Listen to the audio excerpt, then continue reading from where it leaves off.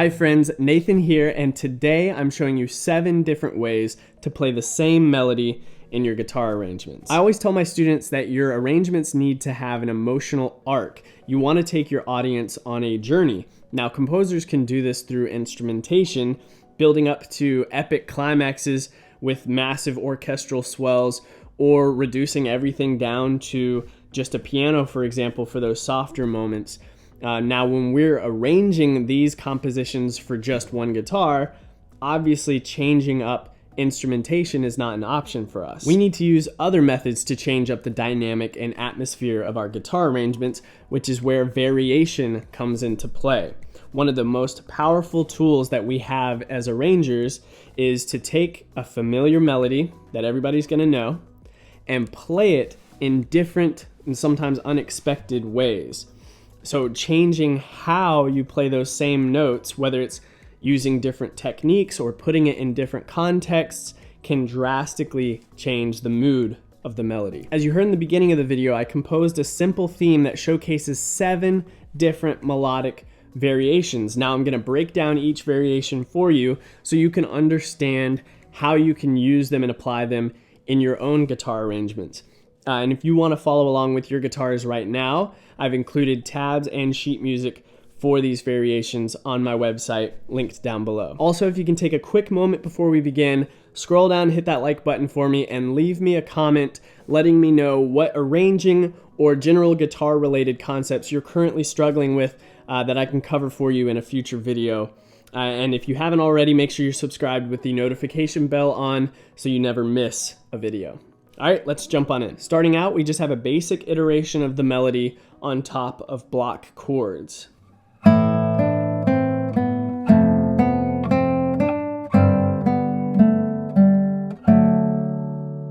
right, simple and to the point.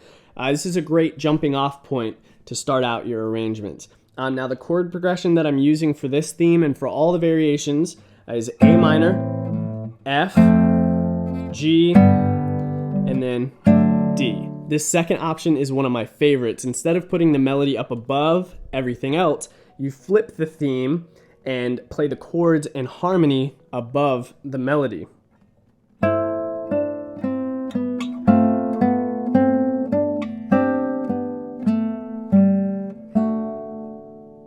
Right? Same melody, same chords, it sounds completely different. And depending on the theme and the key you're playing in, this method can put the melody in that mid to low end range of the guitar that gets you that really sweet cello-like tone that I love. So this one's perfect for like heart-wrenching outros, for example. Now with this approach, you usually need to find different chord voicings in different positions on the neck, like I did here. My A minor moved up here, my F moved here, my G moved over here, and then my D is right here. If you don't know how to do that, I have a free training called Fretboard Freedom that I've linked down below that teaches you how to find and play chords anywhere on the fretboard. So make sure you check that out when we're done here. This next one uses one of my favorite guitar techniques called Campanella, where you take a melodic line or scale where you would traditionally play multiple notes per string, and you space it out across more strings, only playing one note per string, more like an arpeggio. So that sounds like this.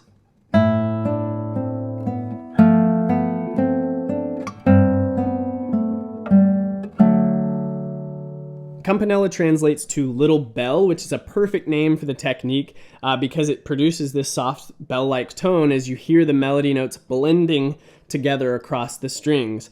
It almost creates like a natural reverb effect. You can really hear the difference when you isolate the melody and play it campanella and then play it traditionally back to back like this.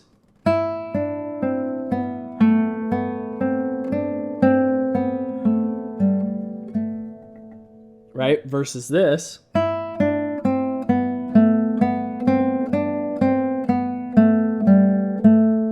We're pretty much breaking all the conventional rules of melody here by holding down each melody note and intentionally letting them overlap and blend together. So take that, conventional music methodology. But seriously, it's a really cool effect to keep in your back pocket as you're experimenting with different options for your melodies. Next, a great way to make your melodies more epic and dramatic is to play them in octaves.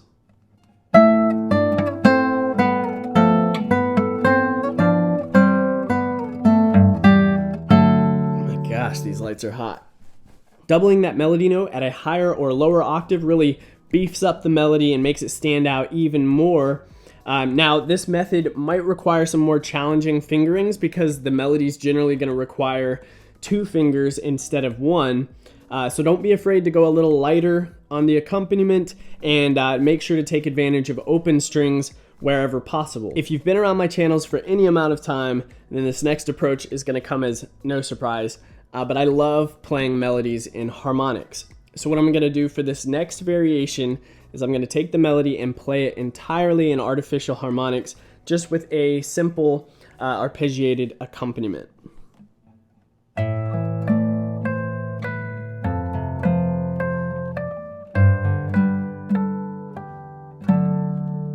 Artificial harmonics definitely take some practice to get the hang of, but once you've got them, they provide one of the easiest ways to drastically change up how your melody sounds.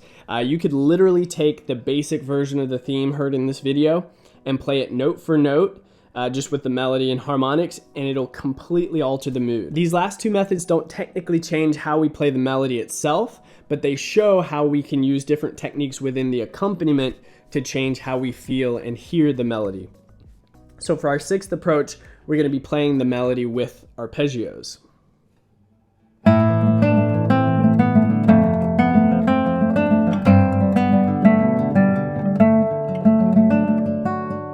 The concept here is simple, but there's a lot of room for creativity. Now I kept the melody the same, but set the chord progression underneath to an ascending and descending arpeggio pattern. Using a triplet pattern like I did in this example is perfect for those climactic moments in your arrangements. Lastly, the final approach that I want to show you today is adding percussion to your melodies.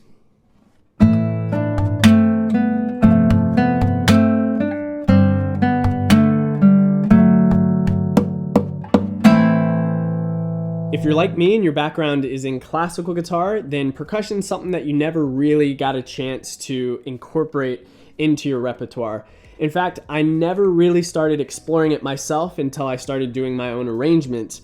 And those really intense and energetic pieces that I was working on arranging always felt like they were missing something. And so percussion gave the guitar that extra oomph. Basically, your wrist is acting like a kick or a bass drum, and your thumb functions as a snare, hitting the strings, or sometimes as a variation, hitting the soundboard. Now, if you're new to percussion, the biggest thing that you're going to want to practice is simultaneously playing strings along with a wrist thump or a thumb hit. For the wrist thump, I always plant my fingers in advance on the strings I need to play along with the beat. Then I pluck the strings and drive my wrist down in one motion. For the thumb hit, it's all in the wrist. Any notes that I need to play simultaneously with the hit, I actually down strum rather than pluck. That way, again, it's all one motion. The challenge here is to not strum any unnecessary strings. So you want to be careful to position and curve your eye finger so that as your wrist rotates, it only strums the strings that you need. It'll take some practice for precision, but you can also position any available left hands to mute the unneeded strings in case you accidentally strum them. So let me play that example for you again slowly so you can get a close-up look at my right hand in action.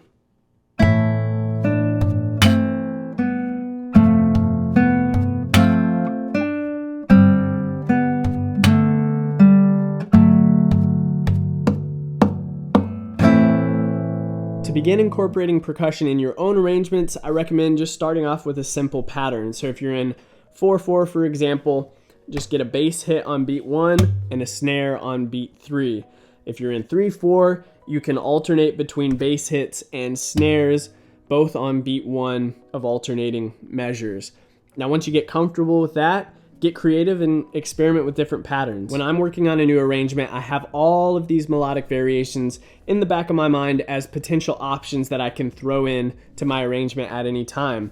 These are tools that you can use to help move your arrangement along through its emotional arc. Again, to be able to get really creative with these variations, you need to know your way around the fretboard. Each different approach requires you to find different voicings and positions for the chords that you're playing around the melody. So like I mentioned before, my free training, Fretboard Freedom, teaches you everything that you need to know to find and play chords anywhere on the fretboard.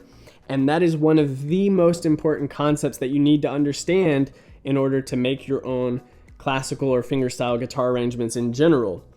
So again, it's 100% free. I've included a link to the training down below in the description. Thank you so much for watching. If you enjoyed the video, hit the like button to let me know, and to help more people see it, make sure you're subscribed with the notification bell on so you never miss future videos.